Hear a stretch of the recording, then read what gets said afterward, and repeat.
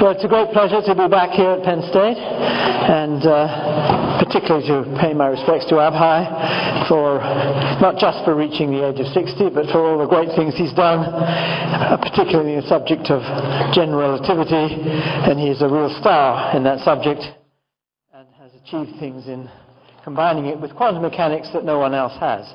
So that's not saying nothing. Now, the title of this talk is almost the same as a book I'm trying to complete at the moment, and it came from a series of 3 talks which I gave in Princeton on the behest of the Princeton University Press.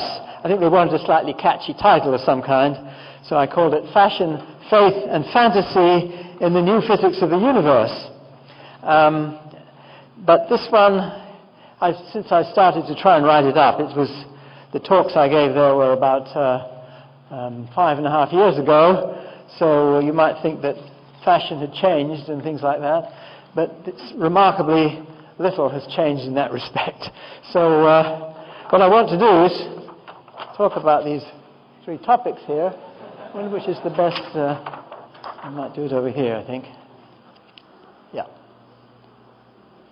Now, the question is, if these have to do with scientific theories, and particularly scientific theories about the foundations of physics, you might wonder that these words are things you shouldn't really apply, and maybe they would be applied to sort of offshoots which are, well, fashion, though. You say that would be a major theory. Well, in writing about fashion, or talking about it at Princeton, I have to say that the 3 lectures I gave there have to be compressed into one talk, including some new things, so I apologize if it seems a bit compressed in some ways, this talk. Of course, I have to leave a lot of things out. Of course, fashionable theories, they've been going on for a long time, and the ancient Greeks, of course, had their fashionable theories. And here I have, at the time of Plato, these were the 4 elements, and then they found the dodecahedron, so they had to find something else to fit in with that. And I was talking about this at Princeton just at the time that there was a theory that had just come out about the universe being basically a dodecahedron, which is a pure coincidence. I don't think that theory did survive, so it's not fashionable now. These are actually pictures from my book, The Road to Reality, except for the color, because, of course, they were only in black and white. But I just wanted to show the sorts of theories that were believed at one time. In fact, I hadn't realized until reading something about this theory that it's not just a suggestion. There were actually ideas about how you cut these various polyhedra up to put them together and make others, which had something to do with the transitions between the different elements. So it was more than just an idea. It had some kind of theoretical substance to it, I suppose. Of course, we don't believe these things now, and I thought I would show another picture also from my book, which is, this is something to do with string theory, you see, so that's actually going to be featured in my fashion part of the talk. I found it sort of rather fun drawing the pictures for string theory.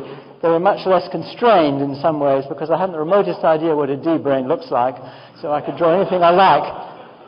The strings are these little things which have their ends on the D-brain. And the being is you or me or something. We're supposed to, some of us happen to sit on D-brains. I'll come to that shortly, but I just wanted to show you that, well, you see, I'm not sure if you want to compare these two and say which is the more beautiful theory. I think I would say there's a lot more on this side than that one, but that's not really the point of what I want to say. So let me remove this, and I'll come to a brief mention of what D-brains are later, but I never fully understood them myself, so I can't say too much about them.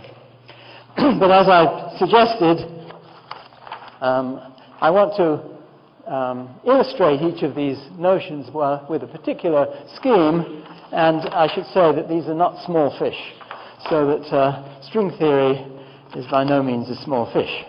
So I shall not afraid about suggesting that this is a theory which is fashionable. There's nothing wrong with it being fashionable, I should say.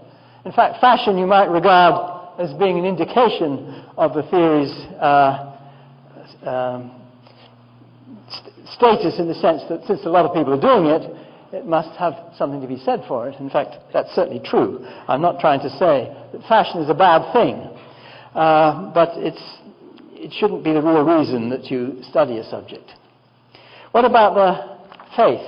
Well, the fish are going to get bigger in a certain sense as we go down here. So string theory is a pretty big fish, but it's not as big as the next one. This one is quantum mechanics, no less, but quantum mechanics at all levels. It seems to me that just because quantum mechanics works so superbly, and indeed it does, there's no question about that, it explains a huge number of phenomena that were simply seemed inexplicable before the theory came along. The question is, just because it works so well, and it fits with nature beautifully well, there's no known experiment which tells against the subject, and it's indeed a very beautiful theory. I say it even does compare with these things over here. The mathematics is extremely beautiful. The main trouble with it is it sort of doesn't make sense. And some people don't mind that. To me, it's something that I do mind, and I'll come to that. Basically, it's not that quantum theory or quantum mechanics is not a good theory. It is. There's no question about that. But the question is whether it works at all levels. So is it a theory which would apply, for example, to the universe as a whole, and things like that, or even to a person? Is that something which we should believe on the basis of experiments that we have seen? Or does the fact that it makes no sense have some substance to it? So that's a big fish. Well, how can we get a bigger fish than any of these? Well, it depends on how you measure your fish, that is. But in a certain sense, what I'm illustrating over here is a theory which applies to the universe as a whole. In fact, it's the theory primarily, I would say, inflationary cosmology. But not necessarily that, but to other wild cosmological schemes. In fact, the word other here may offend some people already, because there's quite a difference between string theory and inflationary theory, I should say. String theory, the virtue is largely mathematical, and the strength of the subject is that it has achieved extremely great things within mathematics. There's no doubt about that. The question is whether it has anything to do with the physical world. And the evidence that it has anything to do with the physical world is pretty well zero.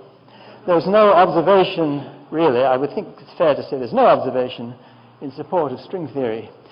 So its strength really comes from the theoretical side. Is it something that contains elements which really are so impelling in their theoretical structure that you believe this theory even though it doesn't have support from nature? Now, in case of inflation, it's very different, because I don't think anybody would say it's a very compelling theory on the theoretical side. However, it does have, in many respects, some rather surprising support, certainly to me surprising support, and we'll come to some of these issues later on. So these are the theories, and as I say, they're big fish, and I want to say something about them.